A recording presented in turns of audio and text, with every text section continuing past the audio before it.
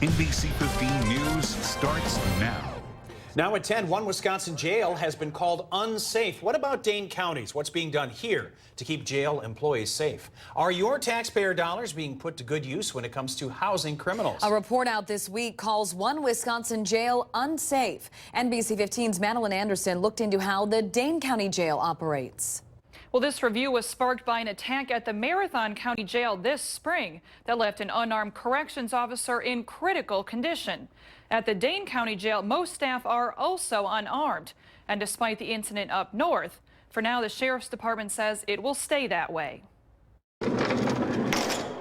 Security concerns make it difficult for most of us on the outside to get a glimpse inside the Dane County Jail. There's always a danger when you're dealing with people, especially, who are either awaiting sentencing or awaiting trial or awaiting going to prison after being sentenced. But for staff who have to be inside, there are steps to keep them safe. Our worst fear is that we'll have an inmate suddenly attack one of our staff, and that has happened. Lieutenant Mark Twombly helps run the public safety building. He says fortunately attacks are few and far between and have never escalated to the point where there are significant injuries. All of our staff carry portable radios which have an alarm feature that they can activate if they feel that they need immediate assistance. Yet is it enough?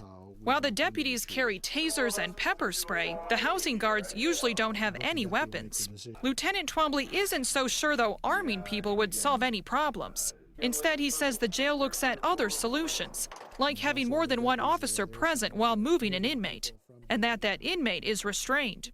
Most importantly, we try to create an environment that our staff treats inmates, with the respect that they deserve. The tools that we employ and how we deal with contacting inmates, moving them and housing them hasn't created any significant, issues on a day-to-day basis. So at this point, we don't have any immediate plans on changing on our procedures and how we're dealing with operating in the jail.